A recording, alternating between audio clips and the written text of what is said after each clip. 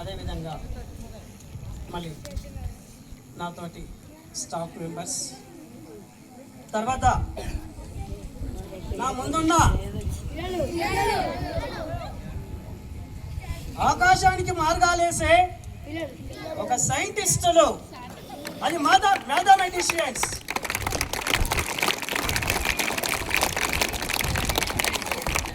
ఒక ఖగోళ శాస్త్రవేత్తలుగా ప్రతి స్టూడెంట్ నా ముందర ఉన్న పిల్లలకి నేను ఒకసారి మీకు ఈరోజు గణిత దినోత్సవ శుభాకాంక్షలు తెలియజేస్తున్నాను.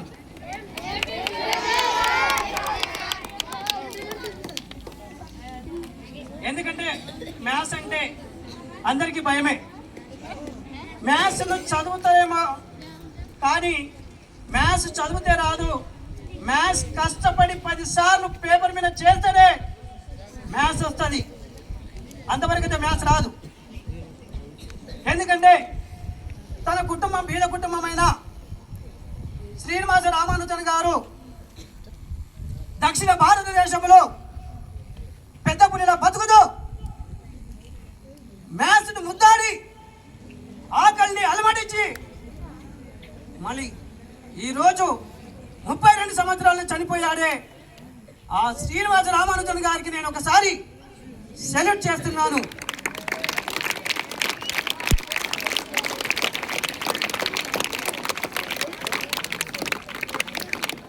నిజంగా చెప్పాలంటే ఈరోజు మనకు హాస్టల్లో అన్ని రకాల వసతులు ఉన్నాయి. రాసుకోవడానికి బుక్కులు ఇచ్చారు, చదువుకోవడానికి అన్ని ఇచ్చారు, తర్వాత తినడానికి న్యూట్రిషన్ ఫుడ్ ఇచ్చారు. కానీ మన స్టూడెంట్స్ నాకు ఒకటే బాధ అనిపిస్తుంది. నేను చెప్తున్నప్పుడు నేను ప్రతి క్లాస్లో ఒక 4-5 మెంబర్స్ మాత్రమే మ్యాచ్ చేస్తున్నారని కాదు, 4-5 మెంబర్స్ కాదు, 40 మెంబర్స్లో 30 మెంబర్స్ మ్యాచ్ చేయాలి. నా కళని ఎప్పుడు నెరవేరుతుందో నేను అప్పుడే సంతోషంగా ఉంటాను. అప్పటి వరకు సంతోషంగా ఉండలేను అని చెప్పేసి నేను సభాముఖంగా తెలియజేస్తున్నాను. ఎందుకంటే ప్రతి స్టూడెంట్ లోపల ఒక జ్ఞానం ఉంటుంది, ఒక విద్య ఉంటుంది. ఆ విద్యను వెలికి తీసేదే ఇలాంటి కార్యక్రమాలు అని చెప్పేసి చెప్తున్నాను. మళ్ళీ ఆ విద్య ఎలా ఉంటుంది, నీ క్రియేటివిటీ ఎలా సాధించగలిగినావు, ఈ మ్యాథమెటిక్స్ డే రోజు నాడు నువ్వు సాధించవలసిన ఘట్టాలు ఏంటి. మ్యాథ్స్ పై పరిజ్ఞానం బాగా ఉన్నాడు, తన మోడల్స్ను చేసి తన గట్టిగా వాయిస్ వినిపిస్తాడు. ఆ వాయిస్ కూడా తన మ్యాథ్స్ పై ఎంత పరిజ్ఞానం ఉన్నవాడైతేనే ఆ మ్యాథ్స్ వినిపిస్తాడు. అందుకొరకు ఇవాళ ప్రతి ఒక్క క్లాస్ నుంచి మోడల్స్ తయారు చేసిన విద్యార్థులకి ప్రత్యేకమైన కృతజ్ఞతలు తెలియజేస్తున్నాను. ఎందుకంటే మ్యాథ్స్ ఒక మోడల్ తయారు చేయడానికి అనేక రకాలుగా టైం తీసుకుంటుంది. ఒక మోడల్ను మావాడు కూడా సాయి భీమ్రాజ్ రాత్రి, నాన్న నేను ఒక ఎక్స్పెరిమెంట్ చేయాలి నాన్న, నాకు ఒకటి చెప్పు నాన్న, నాకు నువ్వు చెప్తే నేను మా స్కూల్లో నీలాగనే చెప్తాను నాన్న అని చెప్పాడు మావాడు. అంటే రాత్రి మావాని కొరకు కూడా నేను ప్రాక్టికల్గా కూర్చొని ఒక దాదాపు 1.5-2 గంటలు మావాని కోసం శ్రమ పడ్డాను. నేను చేసింది కాదు నాన్న, నువ్వు నాతో కూర్చో, నేను ఎలా చేస్తున్నాను అది చూడు అని చెప్పేసి వాని కూడా పని పెట్టి బిఫోర్ నెంబర్స్ కానీ ఆఫ్టర్ నెంబర్స్ కానీ, నాన్న బిఫోర్ నెంబర్స్ని ఏ విధంగా అంటాం నాన్న, ప్రెడిసెసర్ అని, ఆఫ్టర్ నెంబర్స్ ఏమంటాం నాన్న అంటే సక్సెసర్ అని మామూనికి క్లియర్ కట్గా చెప్పుతూ తయారు చేసి పంపించాను. అందుకు వాడు ఒక 3rd క్లాస్, మీరు ఇక్కడ 5th నుంచి 10th క్లాస్ వరకు ఉంది. ఈరోజు మ్యాథమెటిక్స్ డే ఇంత ఘనంగా మనం నిర్వహిస్తున్నా, కనీసం మ్యాథమెటిక్స్ గురించి 4 పిల్లలు చెప్పలేకపోతున్నారే, అది మ్యాథ్స్ టీచర్కి అవమానం.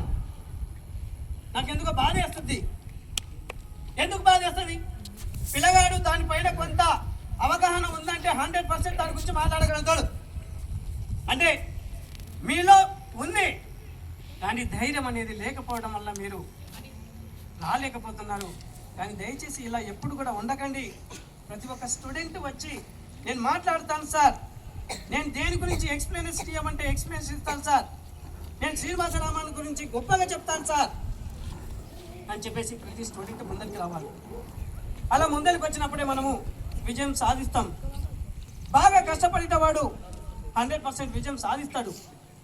అందుకే నేను ఒకటే చెప్తున్నా మన పిల్లలకి, చాలామంది పిల్లలు నోట్బుక్స్ చూసి రాస్తారు, నోట్బుక్స్ చూసి రాస్తున్నారు, కానీ వానికి మ్యాథ్స్ అర్థమైతలేదు. మళ్ళీ చూసి అంటే చూడకుండా రాయాలి. మ్యాథ్స్ ఎవడైతే అర్థం చేసుకొని తను సొంతంగా చేయగలుగుతాడో వాడు మాత్రమే నోట్స్ రాయగలుగుతాడు. 5 మెంబర్స్ 6 మెంబర్స్ రాసేసరికి మిగతా 24 మెంబర్స్ 34 మెంబర్స్ అదే నోట్స్ను మక్కి చూసి రాస్తాడు. ఇట్లనే ఒకడు ఏం చేసిండు అంటమ్మా, ఒకడు బాగా మ్యాథ్స్ చేసిండు, నైట్ కూడా బాగా కష్టపడిండు, 12 అయింది 1 అయింది, మనకి మ్యాథ్స్ సార్ ఇచ్చింది నేను తప్పనిసరి చూపెట్టాలనే ఆలోచనతో ఆశయంతో తన లక్ష్యంతో స్టూడెంట్ తన మ్యాథ్స్ చేసి పడుకునేటప్పుడు బుక్ మూసాడు. బుక్ మూసినప్పుడు అక్కడ ఒకటి దోమ పడింది. ఆ దోమ పడితే అతడు మరుసటి రోజు ఒక స్టూడెంట్, అరే నన్ను సార్ కొడతాడు, నేను ఎట్లా చేయాలబ్బా, ఒరే గణేష్ ప్లీజ్ నాకు ఒక నోట్బుక్ నీ నోట్బుక్ నేను రాసుకుంటాను, సార్ కొడతానని చెప్పేసి తన డల్లర్ స్టూడెంట్ అడిగి నోట్బుక్ తీసుకొని రాసుకున్నాడు. అయితే నోట్బుక్ రాసుకున్నప్పుడు మ్యాథ్స్ అంటే వాడికి బాగా తెలియనప్పుడు, అలాంటప్పుడు వాడు ఏం చేసినామంటే మ్యాథ్స్ రాస్తుంటే ఆ ఫిగర్ చచ్చిపోయిన దోమ ఉంటుంది చూడండి, ఆ చచ్చిపోయిన దోమ అచ్చు అది కూడా డ్రా చేసిడు. అంటే వాడికి మ్యాథ్స్ పై కరెక్ట్ అవగాహన ఉంటే, వాడు పరిజ్ఞానం ఉంటే ఆ బొమ్మను దించకపోతుంటే అందుకే మీరందరూ అక్షరాలు, అంకెలను, సంఖ్యలను, సరి సంఖ్యలను, odd number, even numbers, prime numbers, composite number, twin primes, co primes, ఇలా ఒక్కొక్క నెంబర్లని ఒక్కొక్కరు తిని తాను తిన్నదాని మొత్తం అతడు ఎక్స్ప్లెనేషన్ ఇస్తేనే మ్యాథ్స్కి సార్కి మీరు కరెక్ట్ న్యాయం చేయగలుగుతారు. అప్పటి వరకు మ్యాథ్స్ చేయలేరు. ఎందుకు చేయలేరు అంటే నా బాధను మాటల్లో చెప్పలేను. పిల్లలు ఫస్ట్ బాగా చేస్తే నేను చాలా సంబరపడతాను. పిల్లలకి ఎక్కడైతే చేయలేదో నేను అక్కడ ఎప్పుడు అసంతృప్తితోనే ఉంటాను, ఆకలితోనే ఉంటాను. ప్రతి స్టూడెంట్ కు జ్ఞానాన్ని నూరిపోయాలని నేర్పించాలి లక్ష్యంతో పనిచేస్తున్నాం. అందుకు ప్రతి స్టూడెంట్ తనకున్న సబ్జెక్టులను ప్రతి దానిని మనన చేస్తూ తనకు ఉన్న ప్రావీణ్యాన్ని ఇలాంటి సందర్భంలో ఎక్స్పెరిమెంట్లో మంచి ప్రావీణ్యం చూపాలని ఆశిస్తూ, మళ్ళీ నేనంటూ ఒక పాట అనుకున్నాను కానీ